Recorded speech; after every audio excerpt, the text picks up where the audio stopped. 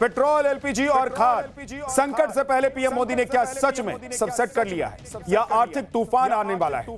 भारत ने तेल के नए रूट तलाश लिए। एक एडिशनल मोदी की डिप्लोमेसी का न्यू चैप्टर क्या है? उधर ट्रंप का मैसेज लेकर आ रहे उनके मंत्री और इधर भारत के लिए खुला यूरोप का एंट्री पॉइंट। पीएम मोदी ने क्या गजब कर दिया है ये आज आपको बताने जा रहा हूं। पीएम मोदी ने अपने मंत्रियों को याद दिलाया टास्क। बीजेपी ने 27 के बाद 29-20 सेट कर लिया है। कहते हैं संकट के समय ही इंसान की असली परीक्षा होती है, लेकिन पीएम मोदी समय से आगे सोचते हैं। भविष्य को लेकर उनका विजन एकदम क्लियर रहता है। फॉरवर्ड प्लानिंग के मामले में पीएम मोदी कभी मात नहीं खाते और इस बार भी पीएम मोदी ने यह दिखा दिया है। जब जब भारत पर संकट आने वाला होता है वो और भी ज्यादा मजबूती के साथ फ्रंट पर आ जाते हैं। देश के लिए बड़े फैसले और कड़े फैसले लेने से कभी वो पीछे नहीं हटते हैं, कभी वो चूकते नहीं। पीएम मोदी के काम करने की यही स्पिरिट उन्हें पूरी दुनिया में सबसे अलग बनाती है। आप देखिए कि भले ही पीएम मोदी को विपक्ष के कुछ लोग गालियां देते हों, लेकिन 5 देशों के दौरे से लौटने के बाद मोदी लगातार इस बात में जुटे हैं कि पेट्रोल एलपीजी संकट से कैसे देश को बाहर निकाला जाए। पीएम मोदी ने विदेश यात्रा के दौरान पेट्रोल एलपीजी के संकट का तोड़ निकालने की पूरी कोशिश की है, जबकि खरीफ सीजन के लिए फर्टिलाइजर यानी कि खाद का इंतजाम उन्होंने पहले ही शुरू कर दिया था। विदेश दौरे के दौरान उन्होंने देश की अर्थव्यवस्था को बूस्ट करने की डील भी कर डाली। कुल मिलाकर पीएम मोदी ने संकट आने से पहले ही पूरी प्लानिंग कर ली। उनका होमवर्क ऐसा है, उनके मंत्री भी हैरान हो चुके हैं। खुद लगातार काम करने वाले मोदी ने अपने मंत्रियों को भी टॉप टास्क दे दिया है और कैसे आपको बताऊंगा कि क्या क्या टास्क मिला है। इतना टफ टास्क है कि आसानी से ये मंत्री आराम करके नहीं कर सकते हैं। इनको ये काम करने के लिए 24 घंटे लगना पड़ेगा। यूरोप दौरे में 57 डील करने के बाद अब पीएम मोदी से मिलने कौन से राष्ट्रपति पहुंचे हैं ये भी आपको बताऊंगा। पीएम मोदी के लिए ट्रंप ने क्या मैसेज भेजा, तेल संकट से निकलने के लिए किसे भेजने वाले हैं ये भी आपको बताने वाला हूं। साथ ही इस बात की चर्चा भी करूंगा कि पीएम मोदी ने फर्टिलाइजर और पेट्रोल के लिए कौन सा बड़ा प्लान बनाया है। लेकिन उससे पहले एक ट्रेल। जो लोग कहते हैं कि पीएम मोदी के दिमाग में सिर्फ चुनाव रहता है, बीजेपी सिर्फ चुनाव को सीरियस तरीके से लड़ती है, उन्हें दुनिया भर से आई पीएम मोदी की कुछ तस्वीरें जरूर देखनी चाहिए। ये तस्वीरें आप देखिए। पीएम मोदी ने 27 और 29 का चुनाव तो कब का सेट कर लिया। अब तो पीएम मोदी वो कर रहे हैं जिसके बाद भारत दुनिया में नए मुकाम पर पहुंच रहा है। पीएम मोदी ने भारत की अर्थव्यवस्था को ऐसे स्टेज पर पहुंचा दिया है कि अमेरिका, रूस से लेकर यूरोप के बड़े बड़े देश भारत के साथ बिजनेस डील करना चाहते हैं। लेकिन विपक्ष ऐसा माहौल बना रहा है जैसे भारत पर कोई बड़ा संकट आ गया है। आप देखिए कि विपक्ष किस तरह से माहौल बना रहा है। ईरान युद्ध शुरू होने के बाद से ही नैरेटिव सेट किया जा रहा है। पेट्रोल और एलपीजी संकट बना हुआ है, देश पर फर्टिलाइजर संकट आने वाला है, महंगाई बढ़ रही है, नौकरियां जाने वाली है। यह सब नैरेटिव सेट करने की कोशिश लगातार पिछले कुछ महीनों से विपक्ष की तरफ से हो रहा है। यह दावा लगातार मोदी विरोधियों की तरफ से किया जा रहा है कि भाई देश में सब कुछ खराब चल रहा है, कुछ ठीक नहीं चल रहा है। लेकिन क्या इसमें सच में सच्चाई है? लेकिन सच्चाई के साथ डर को ज्यादा बेचा जा रहा है। आप देखिए कि जो सच बताने की कोशिश एक तरफ सरकार कर रही है और दूसरी तरफ विपक्ष कर रहा है, इसके बीच डर बनाया जा रहा है। और ऐसा लगता है कि बार बार ऐसे बयानों से पैनिक बाइंग करने लगते हैं लोग। आपको पता ही है कि अगर एक बार हंगामा हो जाए, अगर कोई मैसेज पास ऑन हो जाए कि भाई गड़बड़ होने वाला है, तो लोगों का दिमाग नहीं खराब हो जाता है, तुरंत भागकर वो पेट्रोल डीजल, अरे नमक के लिए एक बार बोल दिया गया था, लोग नमक खरीदने लग गए। तो ये तो पेट्रोल डीजल है। लेकिन भाई सरकार भरोसा दे चुकी है कई बार। स्टॉक और ब्लैक मार्केटिंग का खतरा बढ़ जाता है जब अफवाह फैलाई जाती है। इसीलिए मैं कह रहा हूं कि भाई अफवाह पर ध्यान मत दीजिएगा, सरकार जो कह रही है उसको फॉलो कीजिए। इधर विपक्ष माहौल बनाने में लगा हुआ है तो पीएम मोदी को गद्दार भी कह रहा है विपक्ष। वही पीएम मोदी दुनिया भर में भारत का झंडा बुलंद किए हुए हैं। अभी पीएम मोदी को यूरोप से लौटे 24 घंटे भी नहीं हुए। आज साइप्रस के राष्ट्रपति निकोस क्रिस्टो अपने प्रतिनिधिमंडल के साथ भारत पहुंच गए।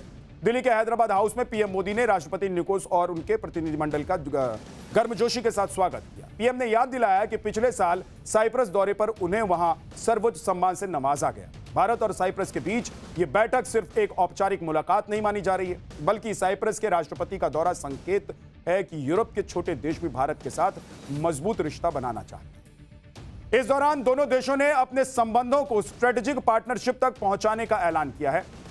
यही फैसला अब अंतर्राष्ट्रीय गलियारे में चर्चा का बड़ा विषय बन गया है। सुनिए पीएम मोदी ने भारत और साइप्रस के रिश्ते पर क्या कहा।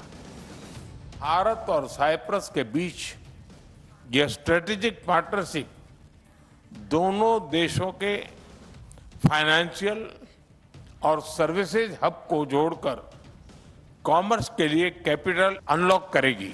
यह साइप्रस के इंफ्रास्ट्रक्चर, एनर्जी और एग्रीकल्चर सेक्टर में भारतीय कंपनीज के लिए नए अवसर प्रदान करेगी और भारत के तेजी से बढ़ते शिपिंग और मैरीटाइम क्षेत्रों में नया निवेश लेकर आएगी। हम साइप्रस के साथ मिलकर गिफ्ट सिटी को एक ग्लोबल फाइनेंशियल और सर्विसेज हब बनाने के विजन को गति देंगे और दोनों देशों के इनोवेशन और स्टार्टअप इकोसिस्टम के बीच कनेक्ट बढ़ाएंगे।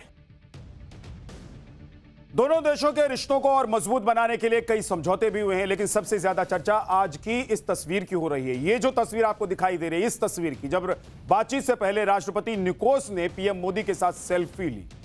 इससे पहले भी कई बड़े विदेशी नेता जैसे कि फ्रांस के राष्ट्रपति इमैनुअल मैक्रों और इटली के प्रधानमंत्री मेलोनी पीएम मोदी के साथ सेल्फी लेकर उसको पोस्ट किए हैं। यही तस्वीरें विपक्ष को चुभती भी हैं भाई, लेकिन पीएम मोदी ऐसी बातों का कोई लोड ही नहीं लेते। प्रधानमंत्री कभी देखते हैं कि विपक्ष क्या कर रहा है, नहीं कर रहा है और उसको लोड हो रहा है कि नहीं हो रहा है? वो काम करते हैं, उनको पता है उनको क्या करना है। आज भारत साइप्रस के बीच कई बड़े समझौते हुए।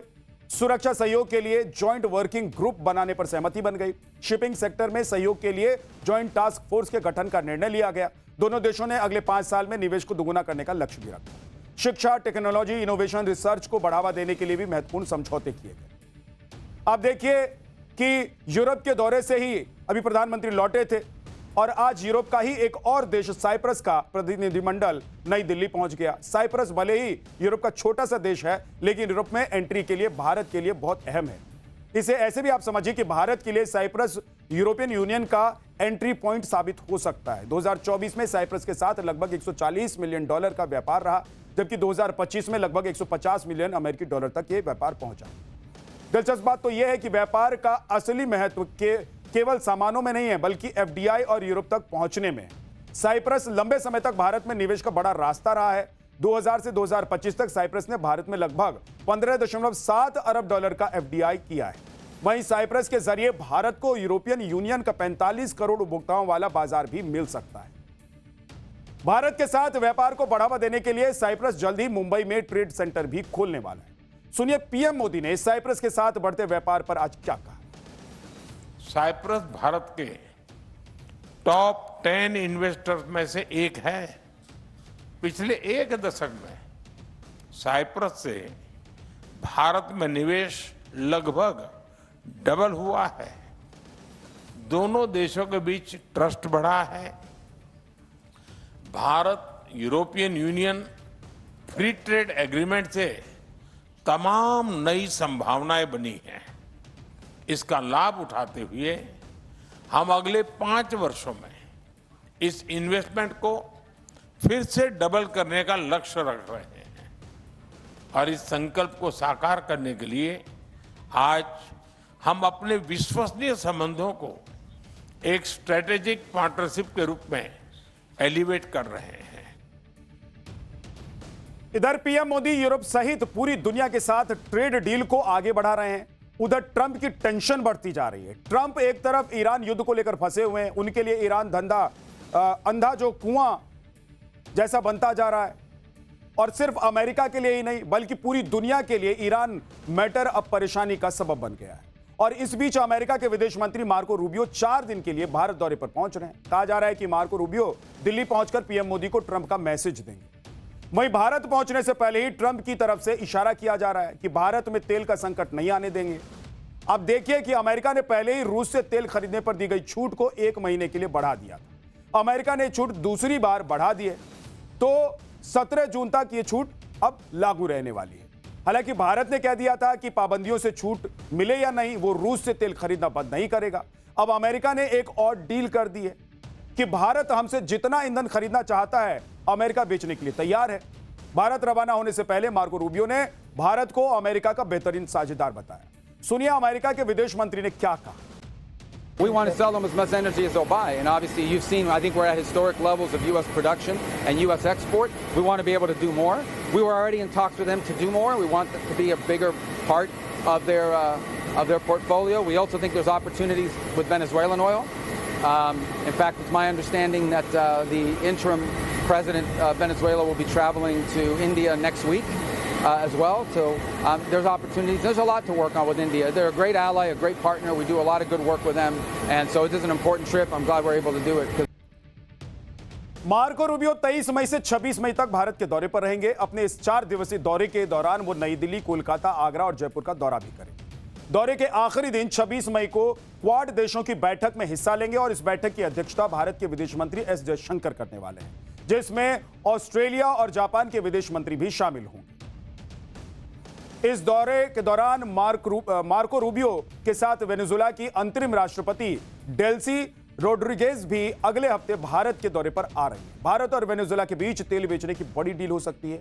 आप देखिए कि करीब 303 अरब बैरल तेल भंडार के साथ वेनेजुएला दुनिया का सबसे बड़ा तेल भंडार वाला देश है।